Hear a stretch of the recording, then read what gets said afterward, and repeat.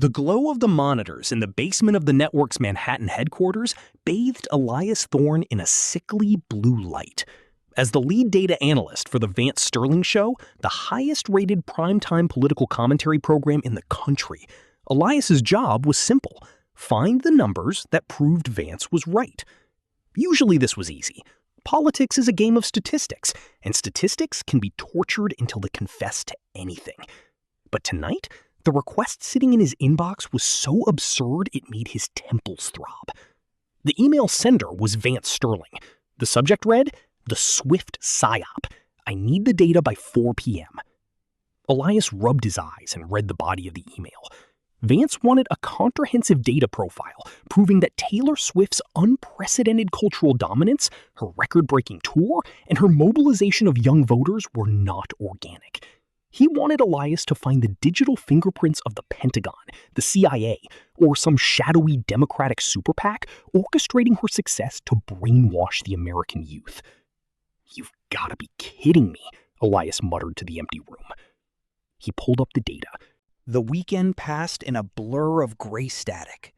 When Elias returned to the towering glass headquarters on Monday morning, the atmosphere on the 45th floor was electric. The Vance Sterling Show had shattered its own viewership records. The network's stock had jumped 3%. Champagne bottles were lined up in the executive break room, and Vance himself was walking the halls with the swagger of a conquering king. Margaret caught Elias by the elevators. She didn't smile, but her eyes held a glint of cold approval. She patted his shoulder, a silent, heavy acknowledgement that he had made the right choice, the smart choice, the silent choice. Elias went down to his basement office, the sickly blue light of his monitors welcoming him back to the dark. He sat in his chair, staring at the blank screen. 6 months later, the chaotic hum of the Manhattan newsroom felt like a lifetime away. Elias sat on the worn wooden porch of a small cabin in upstate New York, watching the morning mist roll off the surface of a quiet lake. There were no glowing monitors, no frantic producers, and no breaking news chyrons flashing in aggressive red font. The fallout from the tectonic terror broadcast had been spectacular, a rare moment where the internet's capacity for mockery actually served the public good. Vance Sterling hadn't just lost his primetime slot, he had lost his aura of untouchable authority. Once a demagogue is laughed at, he can never truly strike fear into the hearts of his audience again. The network, ever ruthless in its pursuit of profit, had unceremoniously fired Vance by the end of that week. They replaced him with someone younger, someone who stuck strictly to the approved corporate talking points, someone boring enough to let the political action committees pass their deregulation bills in total silence once again. Margaret, of course, had survived. The machine always protected its architects. She had made sure Elias was blacklisted from every major media conglomerate on the East Coast. But as Elias sipped his black coffee, listening to the gentle rustle of the pine trees, the peace Elias found in the upstate New York cabin was, inevitably, an illusion. He should have known that a machine built to consume reality would eventually run out of generic fodder and start hunting for specific targets. It began quietly, exactly 8 months after his departure from the network, on a rainy Tuesday afternoon.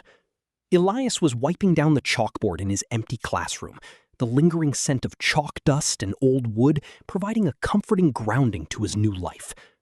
The door creaked open, and one of his brightest students, a quiet, hyper-analytical sophomore named Sarah, stepped inside. She clutched a battered laptop to her chest like a shield. She didn't offer a greeting. She just walked to the front row, opened the laptop, and turned the screen toward him. "Professor Thorne," she said, her voice barely above a whisper, "I was running the data scrape you assigned for our final project, the one on localized social media." The crisp autumn air turned bitter and cold as November finally arrived.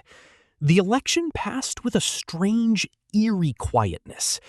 Without the localized, artificial outrage pumping through the digital veins of the swing states, the voter turnout reverted to historical norms.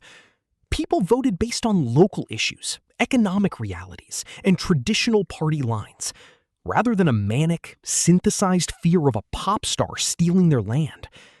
The political action committee's hand-picked candidates, who relied entirely on the algorithmically generated culture war, drastically underperformed. Elias watched the results roll in on a small, muted television in his cabin. He felt no triumphant joy, only a profound, hollow relief. The dissonance algorithm had held the line. The digital antibody had worked. But Elias was a man of data.